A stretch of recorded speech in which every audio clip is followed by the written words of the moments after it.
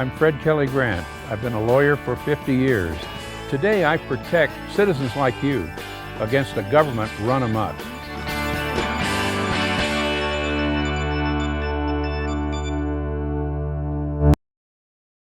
I'm Fred Kelly Grant. I'm an attorney. I've been in the practice of law for 50 years. I was a federal prosecutor in Baltimore, chief of the Organized Crime Division in Baltimore, and frankly, I've never seen a government as corrupt as that in Denver, Colorado.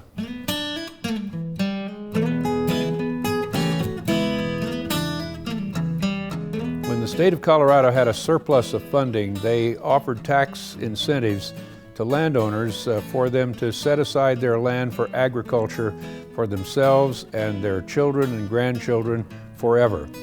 The state went broke, and then they pulled the rug out from under the landowners, declaring their easements invalid and demanding back taxes. I want to make it clear that the government didn't just step into this. The government offered the conservation easements. Things that we were doing already, protecting the land, the environment, the wildlife, those things the Emig family's been involved in for years, long before the conservationists said, hey, this is a good thing to do. We were doing them before that ever happened. Emigs have been here for about 100 years. This right here is our great Uncle Aaron's homestead, his half section that he filed patent on in 1918. He rode off to WW1 from here and fought for our country. And I've been on this ranch for about, I'm 82 years old. I've been on this ranch right at 70 years. When I bought the first part of the ranch, it amounted to around 5,000 acres. And since then, I've added 1,000 deeded land. The Emig family is a unique family in my experience. I've been a practicing lawyer for 50 years, and I've never seen a family more united and frankly more defiant toward a state government that has deprived them of virtually every due process right that a property owner has. They have actually committed themselves to wind farms, to a wind easement, and at the same time they committed to conserving their land. 108 wind turbines producing 165 megawatts of power, which, depending on whose numbers you use, anywhere from 55,000 to 75,000 homes. The state made an offer through the legislature. In fact, it was an offer to contract with landowners. The Emigs took advantage of that. They did what the state set as a policy.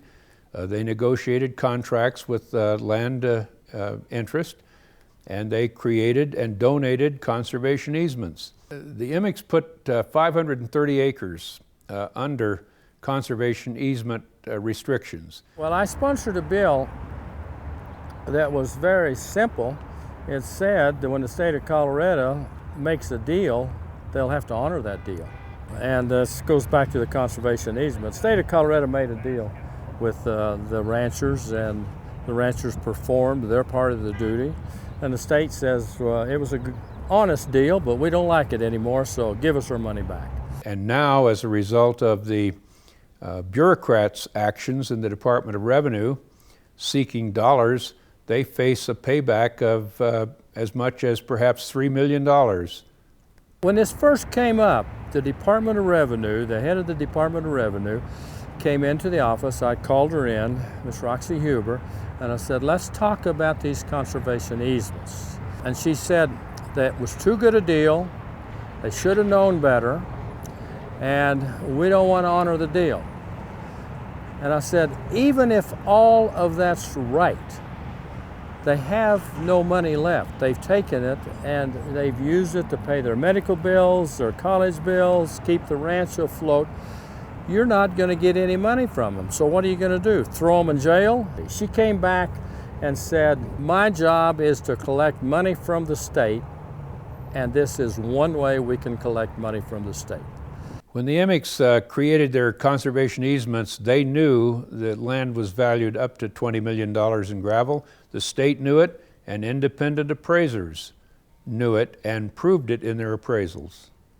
And our conservation easements now prohibit us from mining this gravel on the ranch. And our estimates and our appraisers' estimates have this stuff anywhere from, on a 40-acre tract, from $600,000 to $1.2 million worth of gravel on these acres. The Department of Revenue came in, and this guy said, "We don't care how many appraisals you show us. You can show us 100 appraisals.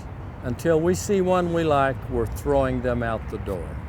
I was almost floored the other day when I got a report from the state official appraising this land, this ranch, as having gravel material on it. And on the very second page, he gave a zero, a big zero, was what was appraised for our gravel on this ranch. I could not hardly believe that. Appraisals, 13 appraisals, 520 acres, $13 million worth of gravel underneath those acres that we're giving up, and they say it's worth zero. The Emmicks have followed every rule and every regulation that both the IRS and the state of Colorado established. They have followed the law, the government hasn't. I don't sleep very well. It's affected my husband.